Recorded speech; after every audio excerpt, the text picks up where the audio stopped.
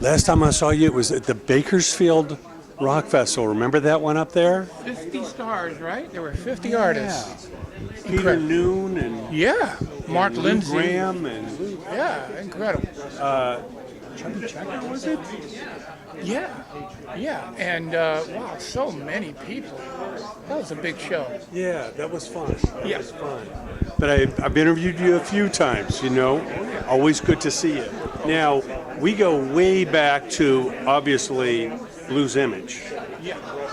Ride, Captain, Ride. Tell us the story, how that song came together.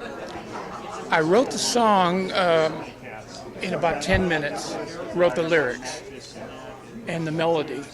Skip, our keyboard player, already had the chords and the basic framework.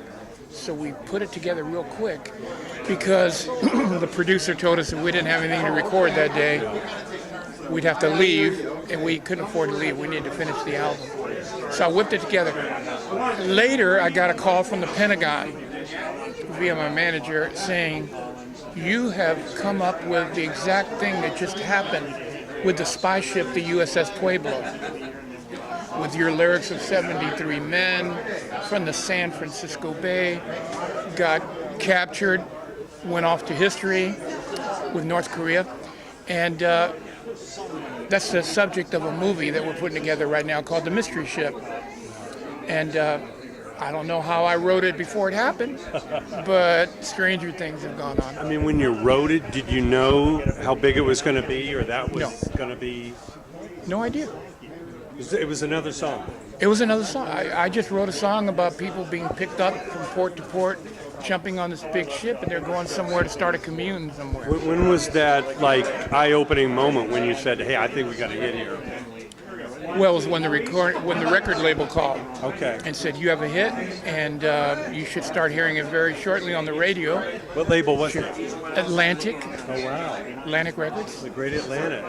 You went from there to playing with Iron Butterfly, also on Atlantic, weren't they? Echo? That's right. Yeah. That's right. Wow. Yeah. Now, you played with my friend Rhino.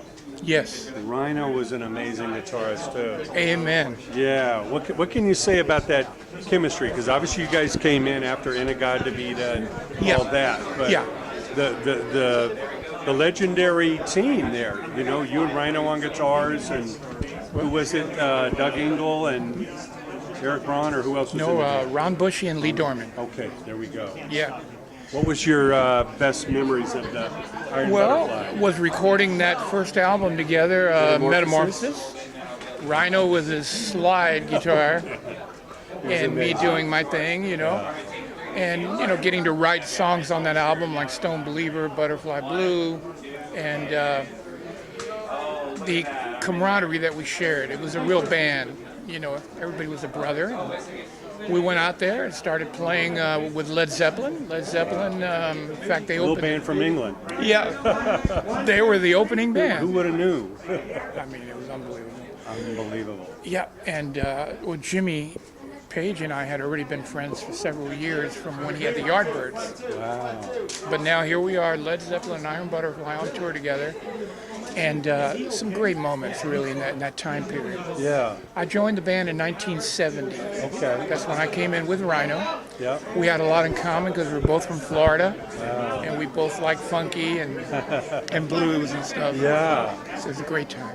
Well, an amazing time, and I always considered Rhino's next band one of the most underrated bands ever. The Captain Beyond debut album has got to be one of the greatest records ever made, and never a radio hit. I mean, it was a concept. I mean, it was way more than a 3-minute hit. But what did you think of the Captain Beyond album? Well, I loved it. I thought that it was very progressive. They're all great players. They're all virtuosos. Yeah, Rod Evans. Yeah, Bobby Caldwell, Yeah. dear friend of mine. And I'm very happy that they used one of my riffs, Dancing Madly Backwards. That song kept coming back through the, Yeah. kind of weaved its way through side one, I believe. Yeah. They came into one of my rehearsals. By that time, I was already rehearsing with Mitch Mitchell. Okay. We did a band called Ramatam together. And I was already starting to write stuff like progressive heavy riff blues rock.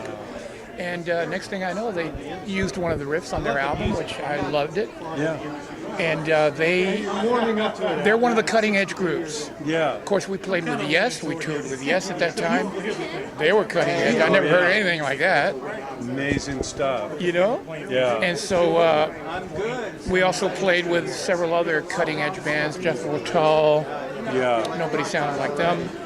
And Robert Palmer had a group at that time called Dada. Oh, wow. That was before he went solo. They were out there. Amazing. Well, we certainly miss Rhino, and you've outlived so many of your peers, and it's amazing how we've lost so many of the greats. And we really hope that music continues to be the force it was in our generation. What tips do you have to the young creatives coming up today? What do they really need to focus on? Obviously, they need to avoid bad habits. We know that. Yeah. What do they really need to concentrate on to have a chance to be unique or survive? Yeah. Well, they should have a real passion for their music, really love it. Yeah. Don't just do it for notoriety or fame or money or chicks for free or whatever it was. But the thing is like what you said. That's the number one thing. It's not what you do to make it. It's what you don't do.